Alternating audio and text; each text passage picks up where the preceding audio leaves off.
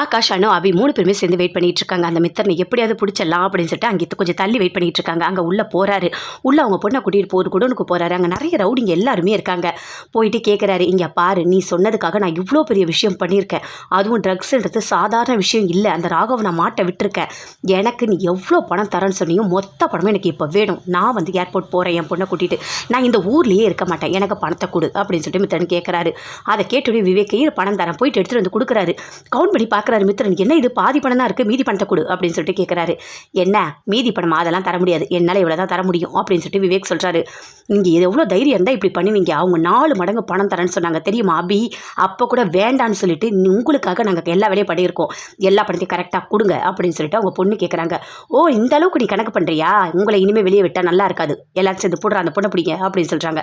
அப்படியே பொண்ணை பிடிக்கிறாங்க. போய் சின்ன பொண்ணு எதுவும் பண்ணிடாதீங்க அப்படின்னு சொல்லிட்டு அப்படியே மித்திரன் கத்துறாரு. அவங்க பொண்ணை அப்படியே பிடிச்சி கூட்டிகிட்டு போகிறாங்க. இங்கே பாரு, இனிமே உன்னை விட்டு வச்சா இது நல்லா இருக்காது அப்படின்னு சொல்லிட்டு விவேக் போட்டு அடிக்கிறாரு மித்தரனும் விவேக் அடிக்கிறாங்க. 2 பேருமே மாற்றி சண்டை போட்டுகிட்டே இருக்காங்க. ஆமாம், போய் இவ்வளோ நேரம் ஆகுது, இன்னும் காணுமே அப்படின்னு சொல்லிட்டு ஆகாஷ் எல்லாமே பேசிகிட்டு இருக்காங்க. இல்லை நம்ம போகலாம், டைம் ஆகிடுச்சு, இதுக்கு மேலே இருந்தால் வேலைக்கு ஆகாது, ரொம்ப நேரம் ஆகுது அப்படின்னு சொல்லிட்டு 3 பேருமே அப்படியே இறங்கி வராங்க. அப்படியே ஒளிஞ்சு பார்க்குறாங்க. பார்த்தா நடக்கிற எல்லாத்தையும் பார்த்து பயங்கரமாக ஷாக் ஆகுறாங்க. ஐயோ, என்ன இங்கே நடக்குது அப்படின்னு சொல்லிட்டு வராரு. அங்கேருந்து ஆகாஷ் வந்து போட்டு நல்லா விவேக் அடிக்கிறாரு. நீ எங்கே அப்படின்னு சொல்லிட்டு கேட்குறாரு. நான் தான் இந்த வேலையை பார்த்ததே தெரியுமா உனக்கு? ராகவ் என்னோட எதிரி, அதனால தான் இவனை வச்சு நான் காய் நகர்த்தினேன். இப்போ உன் அண்ணன் ஜெயிலில் இருக்கான், ஜெயிலில் ஆயுள் முழுக்க இருப்பான் அப்படின்னு சொல்கிறாரு. அதை கேட்டோடனே ஆகாஷ்க்கு இன்னும் கோபம் அதிகமாக வருது. போட்டு அடிக்கிறாரு. போட்டு 2 பேருமே சேர்ந்து மாற்றி சண்டை போட்டுகிட்டே இருக்காங்க. அப்படியே அனு எல்லாருமே கட்டையை எடுத்துட்டு எல்லாரையும் போட்டு அப்படியே அடிச்சுட்டே இருக்காங்க. அடிச்சுக்கிட்டே இருக்கும்போது அப்படியே நிற்கிறாரு மித்திரன் எப்படியாவது காப்பாற்றிடலான்னு சொல்லும் போது கரெக்டாக விவேக் பார்க்குறாரு. ஒரு துப்பாக்கி எடுக்கிறாரு. விவேக் அப்படியே ஷூட் பண்ணுறாரு. அப்படியே திரும்பி பார்க்குறாங்க. எல்லாருமே ஷாக் ஆகுறாங்க. அங்கேருந்து அபி ஒரு கட்டையை எடுத்து அப்படியே அந்த துப்பாக்கி அப்படியே கையில் அடிக்கிறாங்க. அந்த துப்பாக்கியை போட்டு அங்கேருந்து அப்படியே விவேக் ஓடுறாரு. மித்திரனை பார்த்தோடனே பயங்கரமாக ஷாக் ஆகுறாங்க. அபி அனு ஆகாஷ் 3 பேருமே கிட்ட போகிறாங்க. இப்படி சுட்டுட்டானே அப்படின்னு சொல்லிட்டு பயங்கரமாக வருத்தப்படுறாங்க. அப்படியே ஃபீல் பண்ணி அப்படியே ரொம்ப ஃபீல் பண்ணிக்கிட்டே இருக்காங்க. அப்போ மித்திரன் சொல்கிறாரு, இங்கே பாருங்கள், நான் கண்டிப்பாக செத்து போயிடுவேன் அப்படின்னு சொல்கிறாரு. இல்லை நான் ஆம்புலன்ஸுக்கு ஃபோன் பண்ணுறேன், உங்களை நான் ஹாஸ்பிட்டல் கூட்டிகிட்டு போகிறேன் அப்படின்னு ஆகாஷ் சொல்கிறாரு. இங்கே பாருப்பா, அதெல்லாம் எதுவுமே வேண்டாம். ராகவை எப்படியாவது காப்பாற்றணும். என் பொண்ணை வேற அவன் ஏதோ பண்ணிட்டான். நான் வந்து சாட்சி சொல்கிறேன், நடந்த எல்லாத்தையுமே நான் சொல்கிறேன். இன்னும் கொஞ்ச நேரத்தில் நான் செத்து போயிடுவேன். அதனால் நான் சொல்கிறது அப்படியே வீடியோவாக எடுத்துகிட்டு போய் கொடுங்க. கண்டிப்பாக உங்களால் ராகவை காப்பாற்ற முடியும் அப்படின்னு மித்திரன் சொல்கிறாரு. அபியும் அப்படியே வீடியோ எடுக்கிறாங்க. நடந்த எல்லாத்தையுமே அவர் சொல்கிறாரு. நான் தான் போனேன், நான் தான் போயிட்டு அங்கே எல்லா ஃபேப்ரிக்கும் கொடுத்தேன், அதில் பால்ஸ் எல்லாமே ரெடி பண்ணது நான் தான், ட்ரக்ஸ் வச்சதும் நான் தான், ஆனால் இது எல்லாமே விவேக் சொல்லி தான் நான் பண்ணேன் அப்படின்னு சொல்லிட்டு மித்திரன் எல்லாத்தையுமே சொல்கிறாரு. அது எல்லாமே வீடியோவாக எடுத்துக்கிறாங்க. இங்கே பாருங்கள் அபியானும், நீங்கள் 2 பேரும் போங்க எடுத்துக்கிட்டு, நான் இவரை பார்த்துக்கிறேன் அப்படின்னு ஆகாஷ் சொல்கிறாரு. 2 பேருமே சேர்ந்து போகிறாங்க. எப்படியாவது கோர்ட்டுக்கு போகணும், போயிட்டு ராகவை காப்பாற்றணும் அப்படின்னு சொல்லிட்டு.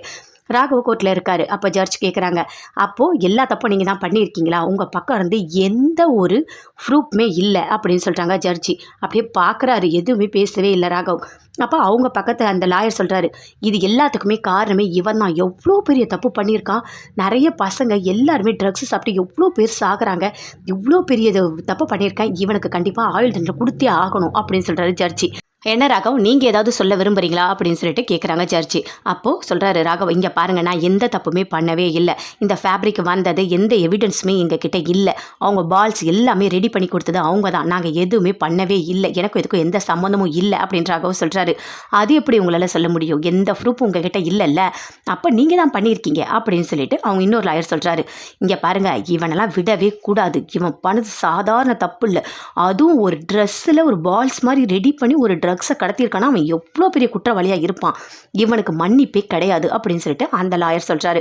உடனே ராகவோட லாயர் சொல்கிறாரு, இங்கே பாருங்கள், இவர் எந்த தப்புமே பண்ணவே இல்லை அப்படின்னு சொல்லிட்டு. உடனே ராகவ சொல்கிறாரு, இந்த மாதிரி நிறைய இடத்துல தப்பு நடந்துக்கிட்டு தான் இருக்குது. எத்தனையோ பேர் அப்பாவியாக இருக்கவங்கள மாட்டி விட்டுட்டு ஆனால் அவங்க அந்த தொழிலை பண்ணிக்கிட்டு தான் இருக்காங்க. இதனால் நம்மளோட சந்ததிகள் எல்லாமே எவ்வளோ பேர் சீரழிஞ்சு போயிட்டுருக்காங்க அப்படின்னு சொல்கிறாரு.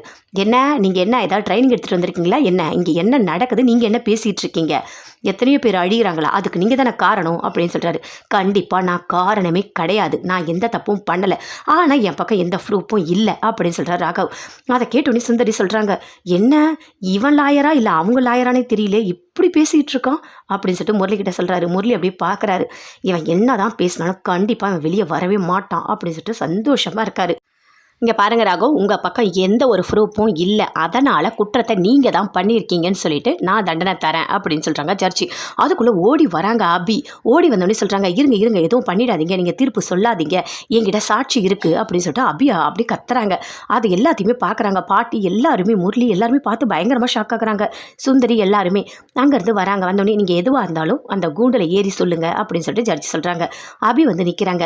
இங்கே பாருங்கள், என்னோட ஃபோனில் இந்த ப்ரூஃப் இருக்குது அப்படின்னு சொல்லிட்டு கொடுக்குறாங்க. அதை வாங்கி ஜட்ஜி பார்க்குறாங்க. பார்த்தோன்னே மித்ரன் சொன்ன எல்லா உண்மையும் பார்க்குறாங்க. அதை எல்லா லாயரும் பார்க்குறாங்க. பார்த்தோன்னே சொல்கிறாங்க, இங்கே பாருங்கள், இந்த பொண்ணு சொல்கிறதெல்லாம் உண்மைன்னு எனக்கு தோணலை. ஏன்னா இவன் யாருன்னு நமக்கு தெரியாது. இப்போ அவன் உயிரோடவும் இல்லை. இவன் சொன்னதையெல்லாம் எப்படி எடுத்துக்க முடியும் அப்படின்னு சொல்கிறாரு. ஒருவேளை இவங்க மிரட்டி கூட இவனை இப்போ சொல்ல வச்சிருக்கலாம்ல அப்படின்னு சொல்லிட்டு இன்னொரு லாயர் சொல்கிறாரு. அதை கேட்டோடனே ஜட்ஜி சொல்கிறாங்க, இங்கே பாருமா, நீ கொண்டு வந்திருக்க ப்ரூஃப் எல்லாமே நம்புற மாதிரி இல்லை, அதுவும் தெளிவாக இல்லை அப்படின்னு ஜட்ஜி சொல்கிறாங்க. அதை கேட்டோடனே அபி பயங்கரமாக ஷாக் ஆகுறாங்க. என்ன சொல்கிறீங்க, எல்லாத்தையுமே சாகும்போது உண்மையை தான் சொல்லுவாங்க அப்படின்னு அபி சொல்கிறாங்க. உடனே அவங்க பக்கத்து அந்த லாயர் சொல்கிறாரு, இல்லை இந்த பொண்ணு சொல்கிறதெல்லாம் உண்மையாக இருக்கிற மாதிரி எனக்கு தெரியல, கண்டிப்பாக இது உண்மையே கிடையாது, இந்த பொண்ணு என் வீட்டுக்காரை காப்பாற்றணும்னு சொல்லிட்டு இப்படிலாம் பண்ணியிருக்கு அப்படின்னு சொல்லிட்டு லாயர் சொல்கிறாரு. அப்படியே ஜட்ஜ் பார்க்குறாங்க, எதுவுமே பேசவே இல்லை. என்னம்மா, ஒரு தெளிவான ஒரு எவிடன்ஸ் வேணும் எங்களுக்கு, அப்போ தான் இதில் வந்து நாங்கள் பேச முடியும் அப்படின்னு ஜட்ஜி சொல்கிறாங்க. இங்கே பாருங்கள், இதை விட வேறு என்ன எவிடன்ஸ் வேணும்? ஒருத்தர் சாகும்போது வேறு என்ன சொல்லுவார்? அவர் சொன்னதெல்லாம் உண்மை தான், நான் தான் அந்த ஆர்டர் எடுத்தேன், எல்லாமே நான் தான் காரணம் அப்படின்னு அப்படி சொல்கிறாங்க. இங்கே பாருமா, நீ சொல்கிற விஷயத்தெல்லாம் இங்கே கேட்க முடியாது, கோர்ட்டுக்கு தேவை ப்ரூஃப் மட்டும்தான். நீ கொண்டு வந்த அந்த ஆதாரம் ஒரு தெளிவாக இல்லை, அது ஒரு ஆதாரமாகவே எடுத்துக்க முடியாது அப்படின்னு ஜட்ஜி சொல்கிறாங்க. அதை கேட்டோடனே பாட்டி எல்லாருமே பயங்கரமாக டென்ஷன் ஆகுறாங்க. அஞ்சலி எல்லாருமே ரொம்ப ஃபீல் பண்ணுறாங்க. ஐயோ கடவுளே, ராகவுக்கு எந்த தண்டனையும் கொடுத்துடக்கூடாது அப்படின்னு சொல்லிட்டு அபியும் பயங்கரமாக அழறாங்க. எப்படியாவது ராகவை காப்பாற்றிடலான்னு சொல்லிட்டு வந்தால் இந்த சாட்சி எடுத்துக்க மாட்டேன்னு சொல்கிறாங்களே அப்படின்னு சொல்லிட்டு பயங்கரமாக பேசுகிறாங்க அபி. இங்கே பாருங்கள், நான் எடுத்துகிட்டு வந்த ஆதாரம் எல்லாமே உண்மை தான், இது எல்லாமே நீங்கள் நம்பலைன்னா நான் என்ன பண்ண முடியும் அப்படின்னு சொல்கிறாங்க. இங்கே பாருமா, நீ தேவையில்லாதெல்லாம் பேசிகிட்டு இருக்காது, உன் வீட்டுக்காரை காப்பாற்றணுன்றது எங்களுக்கு புரியுது, ஆனால் இங்கே எதுவுமே பண்ண முடியாது அப்படின்னு ஜட்ஜி சொல்கிறாங்க. நீங்கள் போங்க அப்படின்னு சொல்லிட்டு அபி இறங்கி அப்படியே ஃபீல் பண்ணிகிட்டே வராங்க. என்ன பண்ணுறதுன்னு தெரியலையே அப்படின்னு சொல்லிட்டு பயங்கரமாக அழறாங்க. என்ன அபி, ராகாவை காப்பாற்றான்னு சொல்லிட்டு வந்தியா? கண்டிப்பாக அவனை காப்பாற்றவே முடியாது, அவன் எப்போவுமே அப்படி ஜெயிலுக்குள்ளேயே இருக்கட்டும், அப்போ தான் அவனை நான் கல்யாணம் பண்ணிக்க முடியும். நீ ஏன் செல்ல இவ்வளோ ஃபீல் பண்ணுற, எதுக்காக நீ இவ்வளோ போராடுற, நான் இருக்கேன் செல்ல என்ன உங்களுக்கு அப்படின்னு சொல்லிட்டு அப்படியே முரளி அப்படியே சந்தோஷமாக மனசுக்குள்ளே அவ்வளோ சந்தோஷமாக பேசிகிட்டு இருக்காரு.